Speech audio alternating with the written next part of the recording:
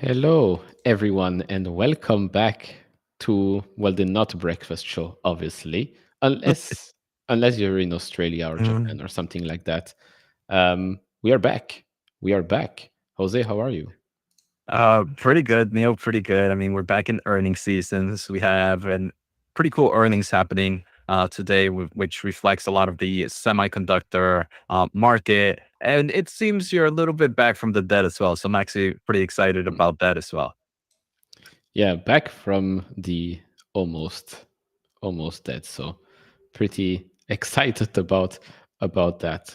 Halfway there. I mean, we'll be back, of course, next week with our dailies, Monday to Thursday. It might not always be morning shows because if there is an evening session, I mean, I think there is Tuesday or Wednesday. I think Meta, Microsoft, and all that reports. So we might just switch from morning to a market close. But yeah, hopefully by next week, unless unless my body decides to shut down again, um, we should be back to normal. We should be back to normal. Neil, I mean, yesterday we pretty. I saw you. Did you drop the video? Yeah, I know we were talking in private that you were going to drop a Google video. You did. Yeah. I did see it. I did see the thumbnail for that one. But yeah, I mean, Google earnings were amazing. I thought yesterday. I mean, for the AI space, it pretty kind of solidifies that this market is still pretty strong. We had capex increased by an extra 10 billion. We had Google Cloud growth. Yes, I think that's what happened to him yesterday. Google earnings revived them. Hopefully, Intel's earnings doesn't take them back down, though. So let's hope that's not the case. But we saw cloud grew a lot faster than the market was expecting. I think 32% versus the market was expecting around 27, 28. And you hear that they believe 2026 is going to be even further in capital expenditure growth just because of the demand that they're seeing. I don't think many people are talking about that portion. They just saw kind of that 75 to 85 billion. But what really got me excited, Neil, was that they mentioned 2026 isn't a slowdown period either. Especially, it seems like we got all those amazing numbers from their AI overviews and all the AI stuff. But Sundar also mentioned that he believes AI agentic is going to be 2026. They're already starting to use it internally in their, I guess, for their coders. But it's kind of showing that that's going to be an era of 2026. Yeah, I mean, I can maybe show because Google, I honestly thought it would get a little bit more love, right? But then again, it still is Google. So it's still up, right? It's still up today. It's up 1.35% or so on the day, but we were higher. We were actually quite close to 198 on the day, which deservedly so. It was also trying to fill that gap that went down here back in February, but yeah, the market will do what the market will do. I think it was an amazing quarter. This is basically what's happening right now across the market. Tesla's down 7.7%. It's normal if you looked at that report and try to listen to the earnings call. Um, I think that's exactly what you would have expected. All the rest still holding on pretty well. AMD is actually up 2.2%, probably in anticipation of Intel showing that AMD is doing much better than Intel. But yeah, no, overall, I mean, Google Google's report was amazing, right? That cloud growth, wow, 32%. Operating margin now for the Google Cloud business is above 20% for the quarter, so a big jump quarter over quarter from 17.2 or something like that to now 20, just over 20%. Amazing. Uh, Across the board beats other than free cash flow, but we know why that has happened. I was I know we talked about it before, right? You asked if we're going to see um, some of the big tech companies increase their capex for the year. I said, I don't think we're going to see that many actually increasing this year. Just going to grow this year and then next year. But yeah, Alphabet, first one here, raising the bar already, $10 billion extra. And yes, like you said, 2026, it's going to be even higher than that. And it makes sense. Last quarter, they told us Google Cloud supply constraint. If we had more supply, we would be growing faster. And it's true. You look at the Google Cloud business this quarter, suddenly a reacceleration in growth. And it's not like the year over year comparisons got easier. No, they got more difficult. And so, yeah, I mean, spend away if there is that much demand and you're becoming that profitable. Why not? Why not? Yeah, and I think it's great now that Google went first, because it sets the tone, right? It's this kind of we saw that growth come a lot heavier than what the market was expecting. Is this mainly because the AI story is really growing as quickly as we see? Which I do believe that's probably the first case. I mean, we continue to hear about all these massive investments from all these AI companies. But now I feel like Wall Street is going to take a closer eye on all the other cloud service providers. And if they don't beat expectations, the market's going to be like, is Google taking market share from the number one and the number two player? And I think there's actually the possibility of that happening. I Of mean, course. yeah, so they're definitely going good there. So I was long-term investor. I didn't think there was anything would even put as a yellow flag, Neil. I don't know if I might be missing something. Was there anything on your video that maybe you might have thought of, like, hey, look, this is at least a yellow flag for right now. Maybe nothing to really be worried about, but something to consider. I mean, if I did miss something, I have a very good excuse for that. But um, no, I don't think. Again, I don't think there was anything bad or not bad, a yellow flag in that report. I mean, you can play devil's advocate and say, oh, $85 billion, $10 billion increase in capex. What would the return on investment be? But then again, just look at how fast this Google Cloud business is growing. Look at the margins for that business. Let me actually share this Yeah. from And our that's good such a big friends. point, right? Right. I think margins almost grew 100% on a year over year basis. I think it was like 11% last year and now sitting at closer to 20%. So as revenue is growing, those margins are even growing at a faster rate. So I found that insanely bullish. You got to look at quarterly. Yeah. Nice. Yeah. That's crazy. 20.7. And continuing to grow. That gets me pretty excited. I would love to hear maybe what are some of the real reasons of the margin growth. Is it just one of those businesses that as revenue gets higher, your margins kind of showcase, or is there something else that Google has kind of changed around that is making that margin improvement happening? Yeah, I mean it's like AWS, right? I'll show you AWS. And by the way, everyone, this is on fiscal.ai, proud sponsor partner of the stream. link in the description.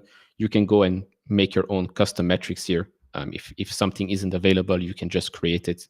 It's amazing. So if we actually go to Amazon, I think I still have one for AWS. Same thing here, of course, AWS. Let me just do quarterly. AWS last quarter, 39.5%.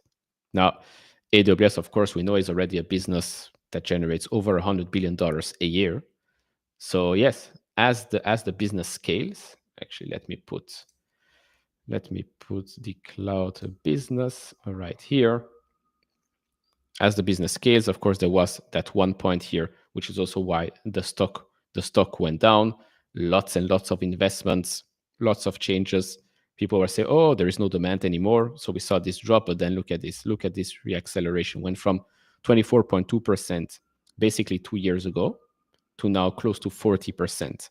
So yeah, this is what I'm expecting to see. Other than this drop, this is what I'm expecting to see from Google Cloud in the future. This is for Amazon AWS, but this could very well be a prediction of what Google Cloud will look like when it will be $100 billion in revenue in the future run rate for a year. But by the way, if Google Cloud does manage to grow 30% for the next 3 years, like compounded, I know it's quite crazy, but why wouldn't it? In 3 years' time, it's $100 billion a year business. And then let's say it only grows 20%, that's an additional $20 billion a year that suddenly comes in. So the numbers will start to accumulate and grow very, very quickly for Google. Yeah. And with the margins expanding, I mean, this is going to be, look at this. And one cool thing here, Neil, is now Google is closer to 15%. Google Cloud is now closer to 15% of total revenue. I think it was like 14.5 this quarter, where just a few years ago it was less than double digits. So now that you kind of have that portion that is growing at still crazy double digits, margins are growing at strong double digits. Even this quarter was close to like triple digits, and I do believe that can make a lot of changes there to the bottom line. And Nathan, I was just about to share that. I just want to say congratulations, Neil, on 100,000 subs. I know that's what ended up happening. You Thank ended you up very partying much. too hard. You don't have to lie to us. He partied way too hard and ended up getting too sick after hitting 100K. But all jokes aside, Neil, congratulations. Very much deserved. Thank you very much. I mean, there is Tomorrowland happening here, so coincidence? I think not, but yes, it's a coincidence because I did not do anything. That was the big surprise. That's why the slap in the face was so big. But yeah, and I agree here with 3 and maybe Eagle 873. Yeah, Ego 873. As a Google shareholder, I couldn't imagine wanting anything more from that earnings call. I agree. I mean, they shared everything, and it showed because I remember the stock price going down initially before the earnings call began, probably because of that big free cash flow miss, and maybe the market didn't like the extra $10 billion in capex. But then, as time went by, stock recovered because I mean, the market can be stupid, but there are, I guess, limits to its stupidity. Yeah. And let's see here. All this looks obvious. Why is Wall Street missing this about Google? I mean, I think it might look obvious to some who like really want to maybe test a lot of these features out. Um, but I do think if I wasn't as embedded into using Google daily, checking out their AI transformation, I could understand the uninformed thesis of kind of ChatGPT and everybody else eating the market share rapidly. So I do think maybe a lot of the noise comes from maybe people that don't use the platforms and understand the innovation happening behind it. Yeah, and I mean, is I don't is Wall Street missing it? Yeah, maybe. I mean, Wall Street has missed Yeah. plenty of things, right? It's Mhm. always catching up to a lot of big moves. I think they'll react accordingly with Google. But yeah, I do still think that right now, what is it? I think the PE year needs to be. I think it has been updated actually. It can very well go. Let's just look at the trailing one. Still 20 times. It can easily be 25. Easily be Mhm. 25 times, and the stock would be Mhm. above, what is it, 230, $240 right now. Would make a lot of sense. That's another 25-30% from here. So Let's see, Neil. Let's see if we got some questions. And we saw Lisa coming in. Lisa's making sure that her arch nemesis Intel doesn't show anything. And we saw Josh saying hi to Lisa here. This is the one I wanted to show. Hi, guys. Um, what any questions here? I'm trying to see if we have any questions. I Oh, Neil, I saw it. don't. Yeah. I don't. You're sick, so I'm gonna say you haven't. SK Hynix reported earnings this morning. Um, which is the for those that are not familiar with SK Hynix, this is the big memory competitor, the leader of HBM. And I think for Micron investors, it did kind of showcase a nice bullish sentiment. I just dropped a video on it a few hours ago, and the most important thing, Neil, they mentioned is they are not seeing any negative pressure in the HBM market right now. They're actually increasing their capital expenditure even more because now the visibility of 2026 is getting better and the demand continues to grow. So I think that same sentiment is going to follow through to Micron shareholders as well, or Micron stock. And they mentioned that as the quarters progress, they believe their capital expenditure can increase more as that visibility gets better and better. And the capex is mainly used for increasing their DRAM um, their DRAM capacity and manufacturing lines, which is needed for that HBM. The other thing, there was a question about pricing and the entering of Samsung, and they say at this moment where we are in this market, even when you add more suppliers, there's still not enough chips because you're getting into this AI agenic era, which you're going to need vast amounts of memory for. So the kind of memory suppliers, especially those that are able to provide the best HBM, still have kind of a little bit of the edge in the table when discussing pricing and stuff like that. And they discuss they didn't say HBM3 in general, but they mentioned you need to continue to innovate. And yes, maybe the older products might become a commodity, but the newer products are what's gonna take the new capacity and is going to be able to fuel this kind of profit growth. So you did see like massive growth year over year and still saw sequential growth as well. So SK Hynix, I just want to say, kind of continues to solidify the demand for HBM is here and for sure till 2026. Yeah. So basically, the arguments that we've read from analysts over the last 10 days or so, like we predicted, were a bit of a nothing burger because the companies Exactly. basically saying the exact opposite. Yeah, which makes sense, which is exactly what Micron said, what was it, a month ago. So I found it very strange that suddenly, like a month later, suddenly the situation has changed. Doesn't make any sense. And maybe, yeah, that's why Micron is up 1.7%, although it did drop already from the recent highs. No, not that. It was 15% or so. Yep, exactly. What's the name? Casper. You know Casper the ghost? Voilà, maybe I uh, should change the Bruno nickname. yeah, Bruno. Um, that's my jam. And I've seen a few people request here, Neil, Mhm. thoughts on AMT. The past, I think today is up almost what 2% today alone. Yep. I haven't, I haven't seen I anything. don't know exactly. I mean, obviously, yesterday the capital expenditure growth. I think while Google doesn't buy the MI300s, I think the market is now expecting all the other cloud providers to say probably the same thing. Some of those cloud providers could be AMD purchasers like Oracle, like supposedly Amazon is still a customer there, Meta, and all these players. So I think it's just that bullish sentiment.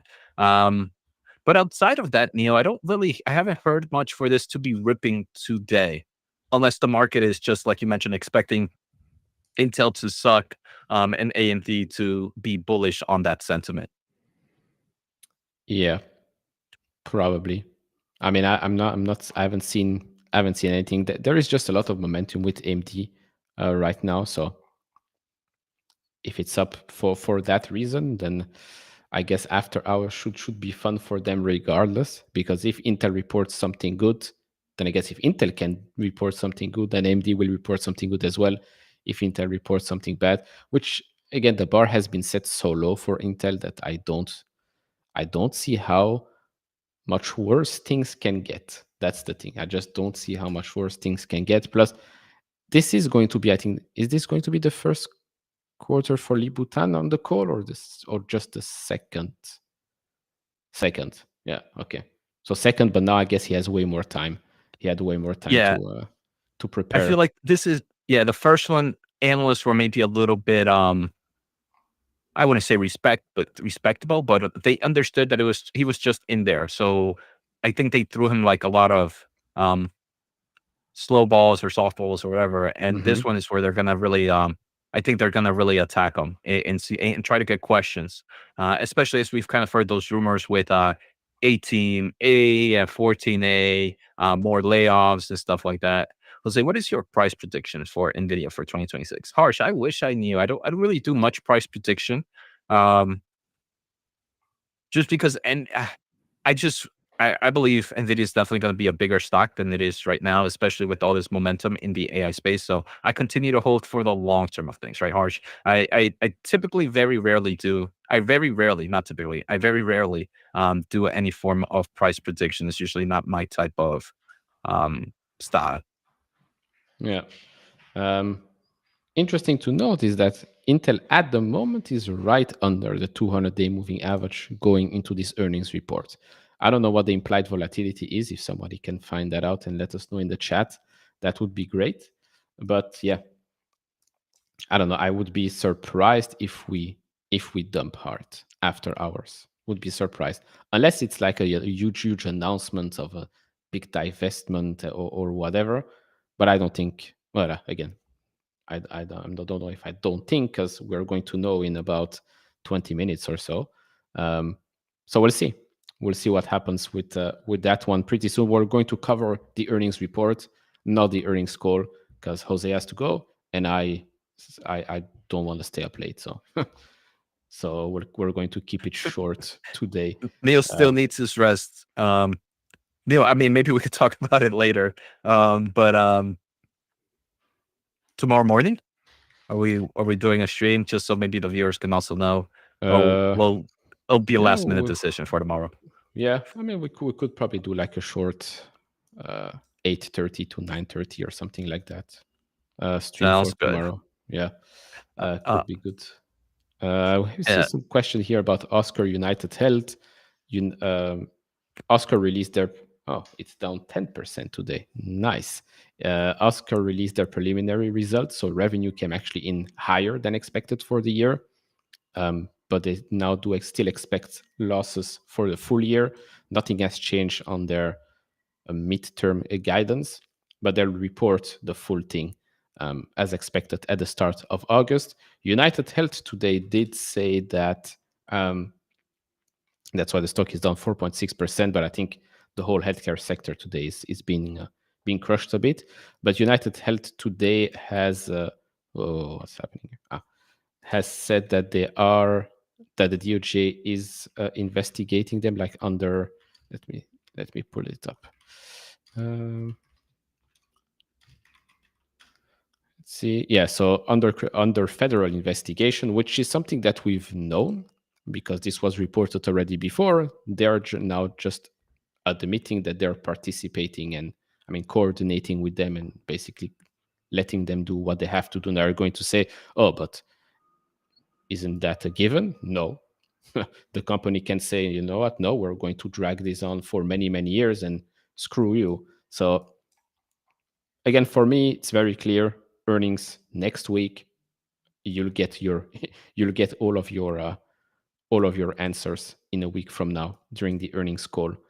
As for Oscar, we already get the big numbers with the preliminary one. Better than feared. The stock went up, then the stock went down. Pretty pretty easy. Pretty easy there. One last thing from me here. There was a question about Open Door. This is like a reverse Nike sign. This thing was crazy. So me personally, I already took out my initial investment because I'm not that greedy. Like it 3x in a week. I'm like, thank you very much. But I'm okay, out of here. Yeah, yeah. And now the rest we'll makes see. sense. We'll see Yeah. where this thing goes. But yeah, I've seen a lot of pumping and ridiculous claims on social media and blah blah blah. Like yes, it can be the next Carvana, but the guy Eric Jackson or whatever, he's using some estimates that I've never seen on any website. Um, some claims that nobody has said. Like every time he talks about another company, I catch him making like these small mistakes. So I'm like, okay, maybe he is pumping this because there is a thread that he made that sounded very much like a pump. It's like, oh, I'm increasing my followers, and then the idea goes first to the followers and then on social media. I'm like, wait a second. If it That sounds like a sounds like if it sounds like a pump, and it acts like a pump, then I think it's a pump. um, yeah, but what else we have? So, and Neil, I know you own both these. Back to the health, Oscar and United Health. If you were to look at one right now and kind of really just hone in on one, which one would you pick over the other? Hmm. At short term, probably United, just because of the sheer size and importance of that company. Still, I don't know. Some people think that this company can disappear, but I don't think it will. Short term, I think United can rebound fast because it's already down 50+%. Longer term, Oscar, because of the size. Just because the exact opposite, because it is smaller and has a high potential of becoming that multi-bagger. But you need, of course, a long-term view and accept that there is some volatility ahead, which Mm. which is why it is a small position for me. I like the preliminary results. Like I like the fact that revenue is actually going to come in higher than expected. Okay, losses are bigger, but this is something that we've heard from Centene, from Elevation, from United Health. So I'm not that surprised that Oscar says the same thing. The medical loss ratio is a bit higher than what they expected, but it's still in the same range as all the others. So I'm like, okay. I mean, for me, as long as that 2027 guidance doesn't change to the downside that drastically, I'm still good. I'm still good. That's good. Good. Yeah. And Neil, do we have how's our applied digital doing? Is that one doing okay? Oh, I see you have PayPal. Let's talk about maybe PayPal. I missed it, but I heard PayPal was announced a little bit. Well, I missed it during the earnings call after I read the transcript. I saw it, but Google gave a shout out to PayPal. It seemed, and it Yeah, a it couple of created maybe a times little bit. apparently. A couple of Yeah. times for the cloud for the cloud side of things, but applied is up 2.5% today. We're at 11.2. I know I think at the start of the week we were a bit no, I think last Friday we're a bit higher than that, but still 11.2. Um, so okay, not I won't complain. Yeah. But PayPal, yeah, PayPal will report next week before the market opens. Same with SoFi. So I guess on that day we will be live in the morning, and I might actually invite someone as well here Oh my god. fintech for the fintech side of things. You might know him. You know Crossroads, Roy. You've probably Probably. seen seen some Yeah, some of maybe I've the seen them. posts. Very nice guy. So Okay, he that's he awesome. might join us for PayPal. We'll do PayPal and SoFi, but I think we'll only do PayPal's earnings call because of course we cannot do both of them. But yeah, PayPal also announced something pretty big, I think, over the last couple of days. PayPal World, where let me pull it up. Two things actually. Today they announced with Wix an advanced strategic relationship to deliver unified payments experience for merchants. They've also become their PSP, so their payment service provider, powering card processing capabilities within Wix payments. But the big announcement was this. Yeah, and I know the market is closed, but I'll just finish up with this because I don't think that Intel reports like in a second. This a global platform connecting the world's largest payment systems and digital wallets, starting with interoperability to this is crazy. The fact that it took them so long for PayPal and Venmo to like work together is Yeah, it's insane. pretty wild. It's pretty wild. So I mean, it's pretty long, but it's a big deal. So these are the first payment systems and digital wallets that will launch with PayPal World, Mercado Pago from Mercado Libre, NPCI, that's an Indian company, then of course PayPal and Venmo, and then TenPay, a global Chinese company, because PayPal is one of the only players that can actually play in the Chinese market. I'll explain maybe tomorrow a bit more, but this is a big move for PayPal and actually the whole payment and e-commerce ecosystem, to be honest, because this means you can pay with PayPal even places that usually didn't accept PayPal. It's crazy. But yeah, anyways, the Yeah, market is closed. So this is how we're closing right now.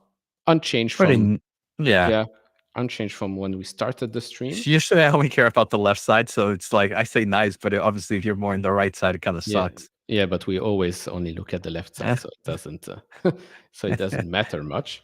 Let's see if Intel did report Something something. happened. I mean, they are up 1% after hours, which is Wow, like a big move for Intel. Yeah, I know.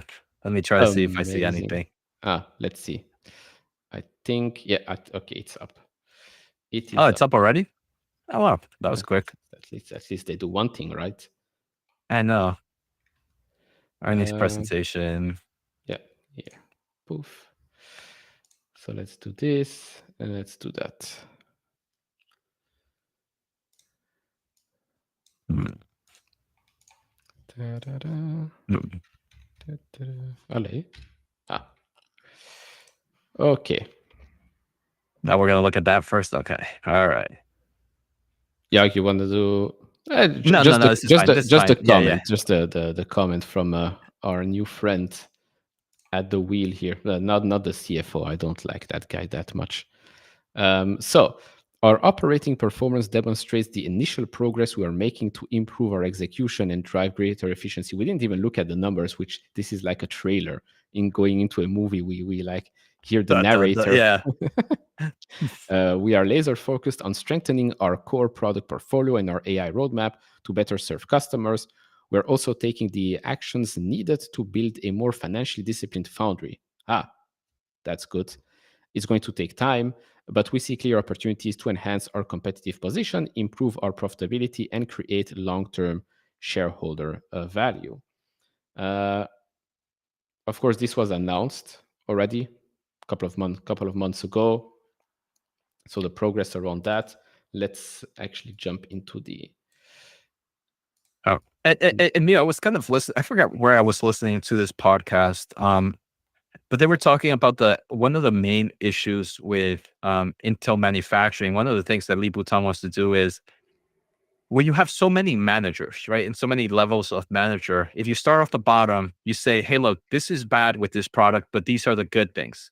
Now, whenever you talk to a manager, you don't want to say all the bad things. You only say a little bit of the bad things and some of the good Yep. things. And now, if you have all these all these layers, eventually all the bad things end up away by the time you get to the CEO and you only know about the good things. So kind of reducing that layer is something he wants to do. So you don't get that washout of bad news and you understand what's really happening. So I thought that actually made a lot of sense for at least the cutting down of hierarchies. And the stock is up about 5% right now.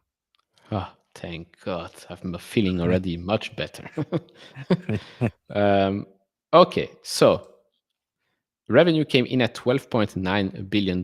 Yeah, that is above their own outlook. So that's up 0.2% year over year and $1.1 billion above their April Mm. outlook. Okay, I mean sandbagging. The sandbag Well, there was quite obvious, but the rest here is ugh. So yeah. 29.7% gross margin. That's down 9 percentage points year over year and 6.8 percentage points below their outlook. Same with EPS. They were expecting 0 cents basically. Came in at a year at a loss of 10 cents. So not great, but I assume that's because they've taken some hits, restructurings and whatnot. Because otherwise, I don't see why this would happen. Like, why would you have a $1.1 billion beat in revenue and such a big miss in margin Mhm. and EPS? Um, they'll probably maybe tell us. Uh, let's see if they told us something in the press release. Let's see. Guidance is not crazy, but it's not the worst either. So I think that's another excitement here. I Guidance read. is Oh, you yeah. already went Nah, for the I went for the end. yeah. Spoiler. Okay, you know what? Let's just go to Let's the end. Okay, so continued growth. That's good. mhm. Plus, yeah, okay, Gross EPS, margins back up. yeah, Mhm. gross margins back up. EPS still zero, so basically what it was Mhm. supposed to be this quarter. But yeah, revenue 12.6 to $13.6 billion, still down year over year, but quarter over quarter we continue to see some growth there. Now let's actually have a look through the segment. So we have the Intel business generating $12.9 billion. Gross margin is down. So let's see. Yeah, operating income loss, obviously a loss here. So durable demand within our two largest markets.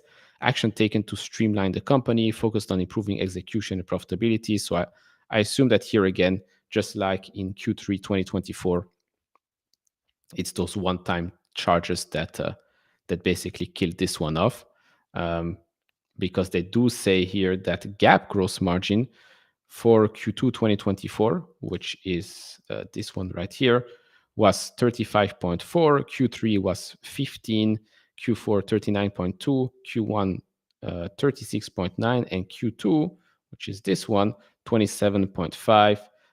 Gap operating income, which in this case our loss is 3.2 on a GAAP basis. These numbers, by the way, are non-GAAP. For those that don't know, that's how bad things are um, at the moment. So Yeah. So right here, I'm reading real quick. Neil, it says Intel recognized approximately $800 million of non-cash impairment and accelerated depreciation charges related to excess tools with no identified reuse and approximately 200 million of one-time period cost in the second quarter of 2025. These charges reduced both GAAP and non-GAAP gross margins by approximately 8 percentage points. So that was the biggest hit there. And I guess this is some those tools that kind of were talked about maybe for the 18A. I don't think so. I don't think so. But there are some tools that they can't they have to write off. And okay, so probably we're gonna interesting. get more update, yeah, under So the earnings call. so EPS would have been 10 cents on a non-GAAP basis. If you Yeah. basic no, or is this Wait. yeah. Grow So non-GAAP EPS is impacted at here by by 20 cents. So add 20 cents to it. yeah. So we're now at a loss of 10 cents. So yeah, 10 cents of EPS would have been okay, not bad. Mhm. I mean, not bad, much better. It's 10 cents better than what they expected. So okay. Yeah, I wonder. That's one thing that's going to come from the earnings call. I would love to hear what are the tools they wrote off, because there's some discussions that it had to do with 18A, but in my mind, I can't see the tools for 18A not being used for 14A or for some of the other nodes. I wonder if it Correct. might be some of the more mature nodes. So I would love to hear what were those tools there. Yeah, no, I agree. Yeah, because obviously it's not going to be the ASML machinery that they finally decided to buy a couple of years ago after years and years of not wanting to buy ASML machine. Which that's something that I would never understand, because if you go back many years, Intel actually invested in ASML, and for some strange reason they didn't want to buy the machines from ASML to actually have advanced technologies. It's, I don't know, it was such a mismanaged business. It's insane. Anyways, Intel products, you split it up into two categories: consumer on the left here, DC AI, which is not the DC universe but data center and AI side of things. So still, I mean, it's still quite a big business. It's $7.9 billion in revenue, 26.1% operating margin. Okay, that's not great. But yeah, I mean, $2.1 billion, still okay. I mean, okay, could have been better, but it's still decent amount of money here. As for the data center side, down quarter over quarter, up a little bit year over year, but operating margin here continues to improve. I mean, we're not 16.1% for that. That's pretty good. So if we can see this continue, that's not bad at all. That's not bad at all. As they say, are strengthening host nodes for AI servers and storage compute as Xeon 6 continues to ramp. I mean, I like what I'm seeing here on the right for sure. Would have loved if it Yeah, went up. a little bit more, right? But compared to it's doing way better than when it did some revenues in quarter three of 2024 and even quarter four. You're already getting more segment operations there. I do know that Intel is the choice of NVIDIA's B300 platform, which is their DGX server that uses x86 CPUs, and that's something they talk about in their press release. And kind of seeing these numbers improve in margins, maybe kind of showcase that while AMD is still a threat, now it's not really an extreme pricing war. Maybe they don't have to do it um, at a complete discount. Maybe they can do a little bit more pricier. Obviously, might still be cheaper than AMD. We don't know the actual battle there, but at least the pricing is getting better and might be talking about some competitive nature being built back up. Yeah, I do. Because yesterday there was that event, right, for the White House, the AI something something, and they talked about Foundry and bringing things back to the United States, and Intel was not mentioned there. Do you think Intel was not mentioned there, or anyone from Intel wasn't there because they report earnings today and they'll talk about this during the earnings call? Or, I mean, because it's a pretty big deal, no? Yeah, I mean, I haven't. That's one of the things I have to watch. There's a 25-page PDF file, and there's a few videos in the All In channel that I have to now watch to understand what's happening here. But it did talk that it's building, one of the key aspects was building manufacturing back into the United Hmm. States. So I'm actually shocked. I didn't know Intel wasn't there. I'm actually shocked they weren't there. But again, it could be true, right, Neil? It could be because earnings um, are today, and Lee Bhutan just has to focus on earnings instead. Yeah, no, I mean, not just him, like anyone from Intel's team wasn't there or didn't even talk. So maybe, yeah, maybe, I mean, well, I guess we'll have to listen to the earnings call later and we'll talk about it tomorrow. Um, Intel Foundry, people forget, but Intel Foundry is I mean, a what is it, $17 billion business. It's not a small business. Like $17 billion is for Intel Foundry is half of AMD's business at the moment, I think. Of course, it's not as profitable, but revenue-wise, it's half of an AMD business for Intel Foundry. Losses have increased this quarter, which, okay, not great. They see here steady progress on Intel 18A.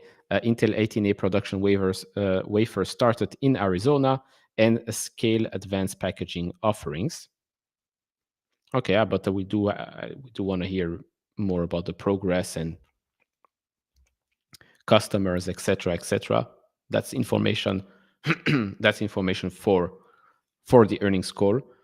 But yeah, to me, I mean, I'm always surprised when people say, "Oh, Intel Foundry is a nothing burger." It's a $17 billion nothing burger. It's not bad. Yeah, I mean, obviously, if they didn't have this, TSM would be making a lot of money off of Intel. So Intel's foundry is pretty much doing so well already with that internal with their internal customer. And I get a lot of people also, Neil, kind of complaining about 18A, but Intel, I think from the beginning mentioned that 18A was always going was when they designed it, it was designed as an internal product. So they were going to have some customers on 18A. Their first true external product was going to be 14A. Now, the reason 18A is very important is because it's going to be the first time we see Intel with an internal manufacturing on such an advanced node. So that's why I think Intel 18A is super bullish. I don't think it has to be one that's going to win all these customers. I think that's what 14A is, but it's more just that indication of that kind of solution and that Intel can showcase, look, we can design some advanced manufacturing. You're going to want to join us for 14A. The other thing is their advanced packaging solutions. I think that's a massive opportunity for them that many people don't talk about. I think they do really they're really known for some of their advanced packaging techniques, and with the way the AI market is moving right now, I think advanced packaging is going to be we're going to see some nice revenue growth coming from that. Yeah, I mean the messaging is probably going to be important in the call. Messaging. I mean, Libutan has been pretty clear and pretty good, so I have some confidence in this guy, making sure that the analysts know where Intel is going. He's not the guy that will BS his way through an earnings call. So I'm pretty excited to listen to that. I think tomorrow, but not later. As Yeah, for the other and segments here, Don wants to know earnings is call is later today, Don. mhm. And then Josh wants to let us know that Deckers is up 17% after hours. Seems like the shoe game industry is still running hot. Yeah, yeah. I mean, not surprised. Not surprised. Probably Hoka is doing quite well. Um, did Mobileye? Because usually Mobileye reports in the morning and Intel reports in the afternoon. So I assume they reported. Yeah, I think This. Mobileye did report this morning. I haven't looked at it. But yeah, they usually report on the same day. Let's actually see what it did today. Was actually down 4.2%. Surprising. Surprising. But some people commented in the chat about some things that were mentioned in the earnings release. So let's see. Let's see. Yeah, it's that one right there. Improving capital efficiency. Sentence 2 or 1. No, sentence 2. As part of this effort, Intel will no longer move forward with planned projects in Germany and Poland. Um, But wasn't this known I, already? originally, Neil, I think they just kind of delayed it. I don't think they truly had canceled it. They they Mm. they said they were working, and I think in Germany they were really more waiting for see if the government was going to give them more support, funding or something, or like kind of tax credits and stuff like that. I think in addition, oh wow, other countries. I mean, That's interesting. That's interesting. yeah, but it makes sense. Like when you commit like $100 billion of investments and you're only getting $8 billion from the government, Mhm. and then all you hear is like, we want to bring manufacturing back, want to bring manufacturing back. I mean, okay, if you don't want to Yeah. give us a helping hand, then yeah, we are going to slow this down because we are still a publicly traded company and we're not going to like throw money into a furnace. Yeah, I mean, I completely understand the Germany and Poland. I think especially Germany was going to be more of like mature nodes that was going to Hmm. focus on kind of like the automotive market. I'm a little bit surprised with the Ohio one because we do continue to see this vast demand of AI solutions. So this to me tells me, it would kind of indicate that they're not confident that their products are going to get the type of demand that the AI market is seeing in general. Um, so it makes sense in a financial standpoint, but then it also tells me that they're not confident for their at least technological um, progress, maybe in some of the manufacturing nodes there. Yeah, no, I agree. I agree. We also have here. some info on the Mhm. cuts. Intel plans to end the year with a core workforce of about 75,000 employees as a result of workforce reduction and attrition. So 75,000, how much were they, what, at 108,000 before, or was that already reduced a little bit? I think it was already reduced, but they were closer to. I saw someone posted, I think, on X. I think it was closer to like 90. Um, Okay, so still quite Still, yeah, still massive amount of cuts there. yeah. Um, And Neil, sorry, I kind of mentioned maybe what I thought that slowing in the Ohio plant was kind of like a yellow flag. I don't want to take it back, but now that's going to be a question during the earnings call that I would love an analyst to ask, like, what segments were slowed down? Was it a segment that was expected to be focused on advanced manufacturing? Was it a segment that was expected to focus more on mature nodes? So I would love if management gives us a better picture of where they're seeing the lack of demand. If it's just a more mature node, I really wouldn't be too worried if I was a Intel investor. If it was more of an advanced node, maybe I would put that in the yellow flag. yeah, no, good point. Good point. And actually, they have, according to them, 101.4 thousand employees at the end of June. So that's a 25,000 cut for the rest of the year. Oh, that's wild. Yeah, because a Mm, year ago, I mean, that means that from a year ago until this end of the year, they would have cut 50,000 jobs, 50, including, of course, the NAND business, which they sold to SK Hynix. But TSM has 53,000 employees. Not bad. Not bad. But I mean, again, I don't think Intel needs eh, 100,000 employees. yeah, Um, that's TSMC actually hiring up to 100. So I mean, yeah, it just kind of showcase what Seba's trying to. I think Seba's trying to show that it's weird two players in the same space are kind of going different directions. And it is something to consider. Why is it happening? And yeah, is but this just TSM doesn't have TSM chips going in. Like, yes, it has TSM made chips, but Intel uh still has the other side of Intel to take step care of. to Yeah, so that's it's true. Yeah. different type of So focus. yeah, so I think that's the hard thing about Intel, right? You can't just compare it. You can't compare it to AMD. You can't compare it to TSM because there's some changes happening within both of them. Um, but yeah, I think the earnings call is going to be fun. I think it's going to be pretty fun. Uh, yeah, no, for sure. I think we're going to get some crucial info, and I don't know the stock if the stock is still up or not, but the stock will definitely move after the or during the call for sure. Intel should cut even more. I don't think they should cut even more because again, like I said, Intel has two businesses basically: a foundry business and a chip design business, and Mhm. like you need a big amount of not 125,000 amount, but I think 75 brings them. I think I've showed this in the past. I'll try and see if I can put it up here again. The difference between an AMD, NVIDIA, and Intel employee wise. Let's see. Yeah, and I think Seba, I agree with here. It's like with a lot of things that are happening, I would just love more context behind it. Why are you slowing down Ohio? Why are you cutting some of these plants? Why did you have to write off some of this inventory? Like we got that, but I think the why can help us really understand.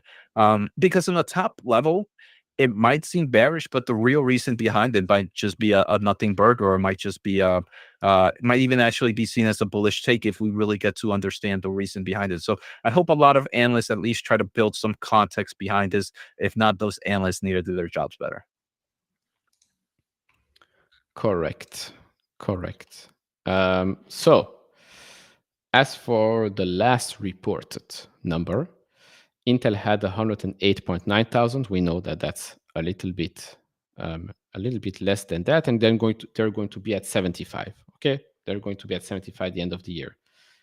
Nvidia, 36,000 at the end of fiscal. Well, let's look quarterly if we can get quarterly.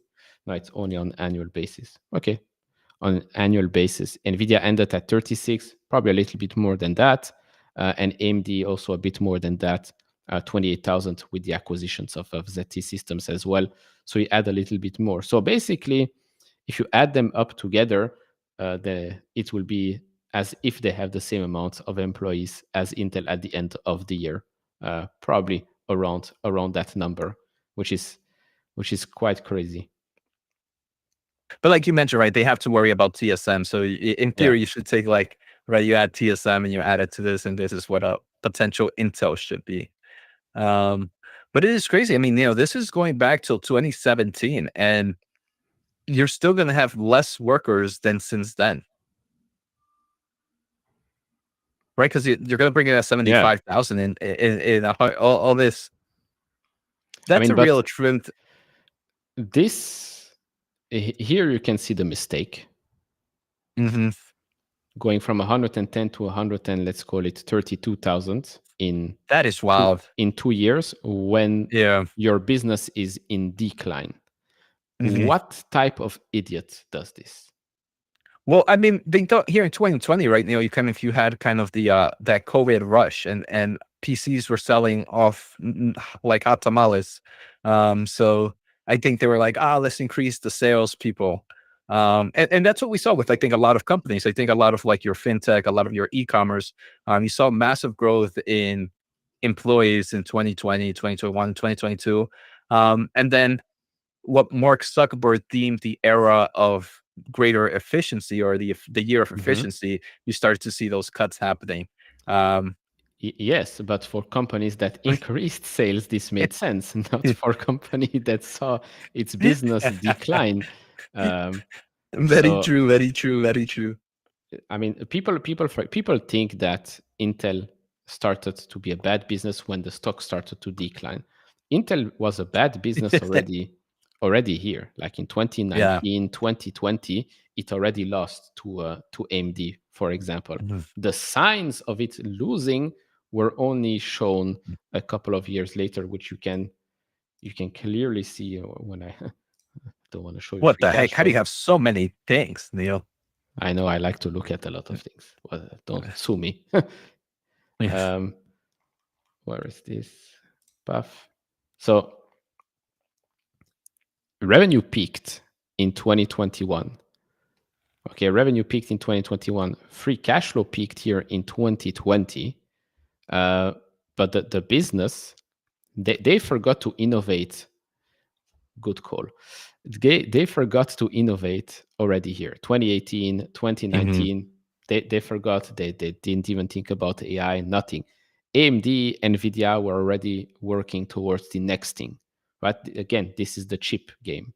This is not, oh, I want to design a whatever, a new bottle, and the next month you have a new bottle. No, chips take time to design, to manufacture, to make, to deploy, and everything. You lose the game here, not here. Here it's game over. Here it's like it's game over. Thank you very much. Au revoir. And then waterfall. This is what has happened. So every time I hear like people, oh, it's because of Pat's plan. No, it's not because of Pat. Pat I came thought in Pat's and plan really good. I thought his plan was good. Pat is the Kind reason of. this is not Yeah. split in half. Yeah. um, or actually, Pat is the reason this still exists, I think.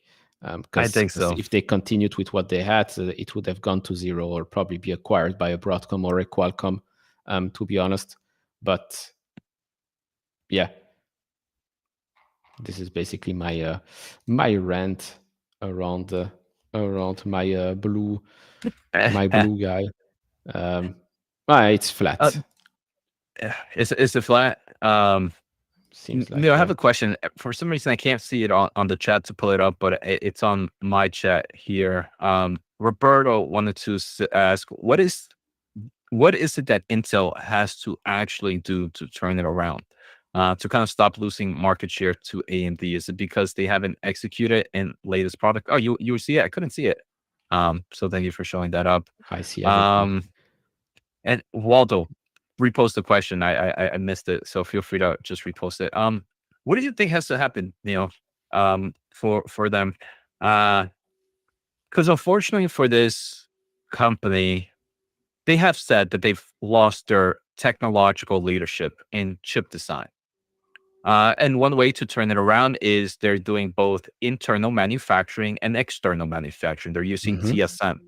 Um, Now we have seen that it takes some time for customers to change that process. It's not like a GPU that you need to, at least now, where you need to buy every year. You can buy a new CPU every 4 years or so. I believe that's what they mentioned their enterprise.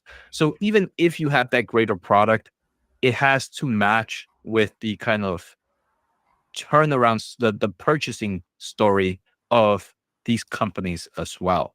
Um, so I think it just takes time for them to, if they have a lead product, it doesn't sell off right off the shelves off the bat. It takes time for the market to adopt it, because there's no rush to kind of change CPUs. Usually, there's not much of a generational leap.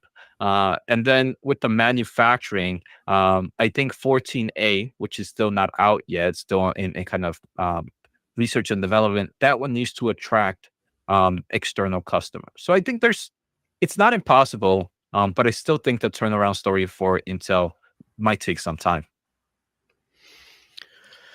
Yeah, I guess it's. I mean, it's about trust. They keep saying that they have to listen to the customers, see what the customer wants, not say, "Oh, this is Intel. We know what's best for you." This was maybe true 10 years ago, not anymore. They know that Intel is customer zero.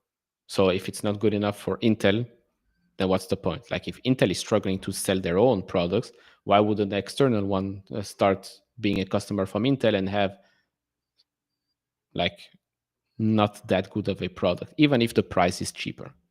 It's not the time here to be cheap. Um, it's the time to have the best product out there. The moment Intel can show, and I think there are some early signs that 18A is that start of a new thing coming.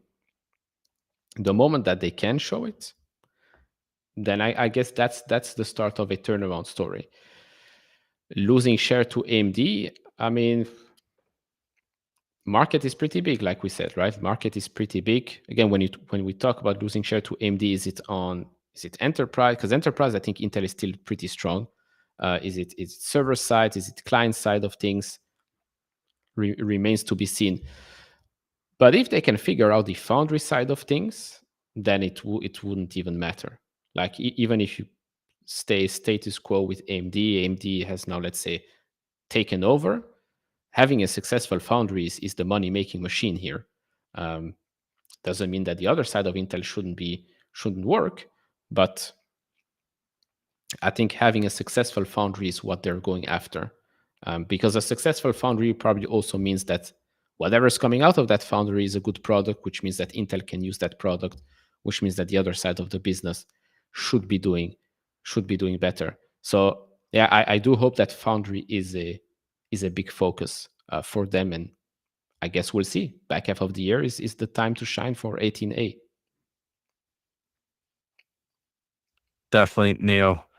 We have another question here. I don't know if you, Waldo mentions that yesterday Waldo sold, let me see, he sold Micron, Archer, and GitLab and went all into buying Google. Um, I mean, I would say I mean, one side, I wouldn't be mad, right? In a scenario like that. I think Google is more like that safer play, that has, I mean, I wouldn't say Google's for sure thing, but it's one of the closest for sure things that I see in the market right now. I think the other ones come with more risk. Your Micron, your Archery, and GitLab come with more risk, but the market is, what is this? It's not the no free lunch theorem. If it comes with more risk, it means it has more reward. And I think that's what you just, I don't want to say give up, but um, you gave up more riskier plays that had more growth opportunities for a nice safer play, which I still believe can still outperform the market, but maybe not to the levels that maybe one of those players could do if they really do what they want to do, if that makes sense. no, that makes sense. I mean, Selling micro, I mean, Archer, okay, it's more speculative play. GitLab, it also went down. It's probably value. I mean, it's not cheap, so maybe not value, but I can see the appeal. But yeah, Google is Google, so Mhm. I'm Yeah. not won't complain. We did talk a little bit about that. SK Hynix reported before the market, Mhm. like in the morning. Morning is Yeah. afternoon in South Korea, so Micron was already up on the day because of it. Yeah, and Um, SSB, I know, I have it on my channel later. mhm. If you want to check it out, I covered SK Hynix a little bit there, but just when you mentioned, I think it was just very bullish for the memory space. Yeah, no, for sure, for sure. Let's see. Maybe not the best time to ask. No, there's no best or not best time to ask. How do you Eh, think PayPal World announcement can affect smaller companies like the local? Uh, I know the local could also no. Hmm. I have to think about that. I have to think about that one. I don't want to give just an answer to give an answer. So let ask me ask me this question maybe tomorrow. Um, Maybe tomorrow would be better for a PayPal and maybe some other companies as well. Anything else that happened this week that I Hold on. probably missed? Uh, that you missed? I don't think so, Neil. I mean, we had some. I think the big earnings were just Google and Tesla. Um, that we had already. I don't think there was anything else as a big tech investor. We did have, I don't know if you were alive at the moment when OpenAI announced that they are increasing their what they're increasing that partnership with Oracle, adding an extra 4.5 gigawatts of capacity with Oracle. That's another thing that happened. Then you also had Elon Musk announced that he was building that GB300 system for Colossus 2. I think he mentioned, uh, I forget how big that system was, but I think those were the two biggest tech news. And then you had some in and out non-popular semiconductor stocks. Texas Instrument reported earnings. I think the stock was down about 8%. You had NXP report earnings, and you had a lot of other very niche names. Bessie, BE Semiconductor report earnings. SK Hynix reported earnings. Um, but yeah, anything crazy? Not that I can remember. All I remember is Google earnings yesterday. Yeah, I guess that's the most important part. I guess that's the most important part. I mean, if I wanted to maybe if I want to fall asleep very fast tonight, I might have a listen at Tesla's earnings call again. It's always a good one to fall asleep to. Let's see. Why is Oscar trading like a fart coin? I mean, I'm still waiting for it to go up 1,000%. So if that happens, let me know. Let me know. I think Intel might be down a little bit. Yeah, now it's down. So Intel is Yeah, trading they. like. um, let's see. But I don't. Actually, let's go back to seeing what has happened with some other stocks in the day. So Oklo was up the most on our watch list here, 11.38%. I don't know what was said there, but okay. AMD up 2%, Applied Digital 2.4, AST 1.9, but someone told me that it crashed. I think they probably used the high stock price to raise some money, which makes total sense. I Yeah, it's highly down 10% suggest right now. Yeah, I highly suggest every one of those non-money making companies to start using their high stock price to actually uh, assemble some money, because it makes sense. Hmm. Yeah, they did a private offering of $500 million of convertible senior notes due 2032. Makes total sense. Um, I think someone else compared United Health to Meta. I don't think I Mm. know because I commented under that post. What did you Um, say? You're like, you're so smart. You're the greatest. I don't even know who was it.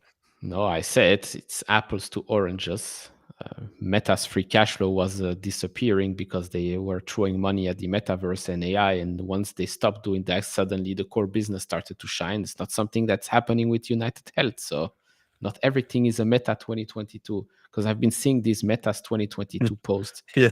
for the last 2 years now. I'm like, there is no, like, there is no Meta 2022. Oh, I know another cool thing. Talking about, I think you were talking about fart coins. You always make fun of me for air test technology. They reported that they got some customer in their AI market, AI burn-in test. Look at it, Fartcoin 101, right? Uh, did announce that they're ordering more of their AI accelerator burning test machine. Um, Almost a double so since the drop after earnings. yeah, earnings, yeah. So pretty interesting there. I think the customer there, the way they're discussing, they mentioned it's a big cloud service provider that's building ASIC solutions. Um, I don't know why. I think it might be. I don't want to speculate. I speculated in my video. Um, Maybe, but overall, I mean, it's still a small company. I think it's less than $1 billion, and they're growing into this AI accelerated burn-in and other type of opportunities. It's heavy risk. I definitely wouldn't even touch the stock right now. But I do remember that was kind of a nice bullish sentiment that happened with the air test system. Yeah, I mean that's we not bad, not bad. What's Marvel doing? Still consolidating here. Still Yeah. consolidating. Um, Other Nebius than has earnings soon, right? Is that next week? I can't speak about it. It's okay. I hope I'm It's a gonna be extremely quiet bullish. period. I'm gonna be extremely bullish on it. So hopefully, earnings is something that can give me an opportunity to enter. Yeah. So this earnings date is false. Um,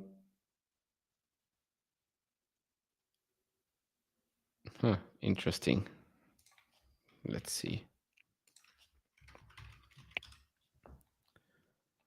Uh, let's see when they report. For investors, yes, for investors.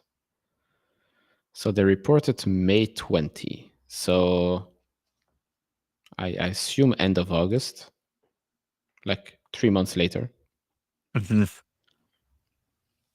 All right, yeah, because I don't know why I felt like people were discussing that this was Yeah, because soon. it's always like 3 months ago. 3 months ago, in yeah, no, 2.5 months ago, it was the same thing. People thought it was, oh, it was supposed to be last Friday. I'm like, no, just nobody updates their systems since Nebius came back on the market, and that's why. Just take the last day, add 3 months, and you'll get an approximate date. So last time was May 20. Just add 3 months, and that's the week they'll probably report, unless Ne- they Ne- report sooner. Neil's back to being a grumpy old man, so I think he's feeling 100% better already. No, Get your stuff together. Add 3 months, and that's it, people. yes, because it is that simple. It is that simple. I don't know. The- You would think AI would have fixed this issue. Bearish on AI now. you would think humans would be smarter, but I'm telling you, Uh, having 4 days of just being in bed, no technology, nothing is very good. It's very good. uh, Let's see. Neil, we got Steel Gaming here. Mhm. Thoughts on Intel right now? I mean, you own the stock. Obviously, we haven't heard the earnings call, and I think the earnings call is going to provide a lot more context to a lot of the things. But what are your raw thoughts on at least the presentation and the press release right now? Uh, as expected, like I said before they even released it, it's the bar has been set so low for Intel that okay, revenue beat, then yeah, margin and EPS miss, but that's because of those one-time charges, let's call them. So it's all about the earnings call and the commentary, because again, the report tells us what has happened 3 months ago. Guidance looks fine, right? Guidance looked fine. Revenue-wise, I don't actually. Let's if you can find also maybe if someone has the estimates like what the market was expecting guidance to be, and maybe we can see if it's a miss or not. But guidance shows that revenue is expected to be up quarter over quarter, which is still good. But I do wonder. We do have maybe a little clip here that we can play, but let's see if I can find if someone has the. I don't see anyone having the. But let's see what this dude has to say. President and chief analyst at Technalysis Research. Bob, Intel reports the stock is popping here in the after hours. What do you make of these results? Well, you know, as you guys were just discussing, I mean, look, the revenue numbers for this quarter were higher than expected. And most importantly, of course, the forecast was higher. I mean, look, there have been challenges. I understand the point that you guys were just discussing. Intel does, I believe, really want to be both a chip maker and a chip designer. And they really are trying to figure out that path. Look, Lip-Bu's only been in there for a quarter. The kind of changes they need to make are more than a quarter long, right? I mean, this is a multi-quarter, realistically, probably multi-year kind of complete turnaround story before all the benefits start to show up. A couple interesting things. Let me ask you, Bob, just to stop you there, because I think you're touching on an important point. And I have lots of questions on the metrics of this print, Bob, and we'll get into that. But you're touching on an important point, which I do think there is this broader question out there, Bob, about what Intel is going to be. You know, what is the game plan here? What is the strategy, Bob? We were talking earlier to our colleague Dan Howley about this, how honestly, Bob, we really don't talk about Intel that much on the show. We talk about NVIDIA, AMD, Broadcom, Micron. It feels like Intel is not in the conversation. So what is the game plan here moving forward? Well, look, the game plan is they're going to focus obviously on x86, which let's not forget. I mean, there's still several hundred million PCs get sold every year. Lots of servers get sold every year. Intel owns the vast majority of the CPUs in those systems. And even in the NVIDIA, you know, the big stacks, up at the top of the rack, there's an Intel Xeon CPU in there. Now, as a percentage of the total BOM, it's still pretty small now, but it's still there is the point. So you're going to see them build their own products, sell their own products. You're going to see them start to try and build more products for other people. That's the foundry side of the business. You know, the way this thing was constructed, the reason why it's been such a challenge is they were so intertwined, making for themselves versus trying to make for other people. And so now as they tear those pieces apart, it's been painful, right? Clearly, it's been a big challenge for them to try and clarify all of that. And a quick glance at the numbers, you know, they talk about inter-segment elimination. That's, you know, when Intel sells the stuff they make to themselves, right? They have to pull that out of the discussion. And ever since they've kind of split off the foundry business, that's been part of the situation. They're focusing clearly now on 14A, for external customers. 18A is likely going to be mostly Intel, maybe a little bit of some of the things they announced in the past, Microsoft, Amazon, I think a little bit of DoD stuff as well. But the big focus for future customers is 14A, which is still coming. So again, back to what I said earlier, I think this is still a longer term story. And in the interim, they have this difficult situation where they got to crank out as much x86 as they can, you know, get that PC market renewed again, get themselves stronger back in the server business. They're shedding a lot of the other businesses. You know, they just shed their automotive business. They sold off some of the Mobileye, still the majority owner in Mobileye. So they have their hands in it to some degree. But, you know, they're focusing on their core. They're trying to figure out a better AI strategy, not with a GPU, because, you know, Lip-Bu said, hey, look, we're not sure we can play that game. But there's a lot of AI work that's done on CPUs. A lot of it has to do with software. Intel actually is a stronger software story than a lot of people realize as well in terms of the nuts and bolts types of software that makes this stuff work. When it comes to that PC business, Bob, I'm just curious, do you think we could be seeing, you know, any kind of tariff-related pull in there? What do you think the trend looks like ahead? You know, tariff calls are impossible to make these days, honestly, Josh. There was some argument that happened this past quarter. Maybe it'll happen again next quarter. It's really hard to say. The bottom line is, you know, people are refreshing their PCs. We are starting to see the integration of new systems with NPUs built in them. You know, initially we saw Qualcomm do that with their Snapdragon X Elites with an ARM processor. Now we've got Intel doing that. They've got a stronger NPU. AMD is doing that as well. Microsoft is pushing this. You know, so I think we will start to see a bigger corporate refresh. Not to mention, oh, by the way, the end of support for Windows 10. That's a huge deal. All of these things, I think, help drive the story around a renewed PC business, which Intel still owns the majority of, and so they would get the most benefit from it. But look, it's not going to be easy. Clearly, it's going to be a longer-term story, but I think they're trying to put the pieces in place, and I feel like Lip-Bu's, you know, got a strategy in hand, and he's trying to make it work. Final question, Bob, just switching gears a bit on you here. Big tech CapEx, Bob. You saw that what Alphabet just forecast, right? Wow, that was an impressive number. We'll see what Microsoft, Meta, Amazon, what they have to say. What are the chip names, Bob, that you think are poised to benefit from that trend going forward?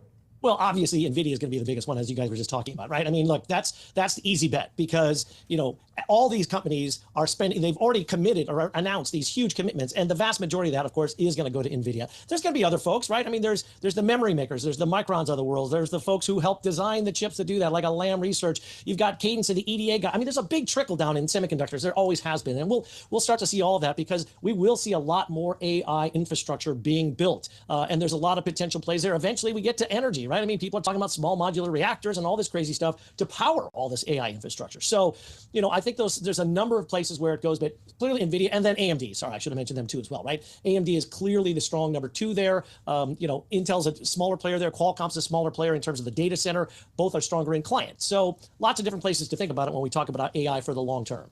Bob? Hey, you're muted, or Pretty maybe my good. microphone. No. Pretty good analyst. I have to say, not bad. Yeah, but yeah, at first I was kind of, I don't know, I was like, who is this guy? But he wasn't that bad. I shared some good comments, and I didn't think about that. By the way, thank you for a comment. But yeah, the tariff story. So maybe we are seeing like a increase in revenue because exactly, which would make sense. And again, we'll probably get all of the answers during the earnings call. Earnings call starts at around in 8 minutes, so probably 10 minutes or so. But you can go and listen in 8 minutes if you want that lobby music, which is probably going to be horrible. But so some good commentary. Talked about Micron, talked about Lam Research, of course AMD gets a mention there as well.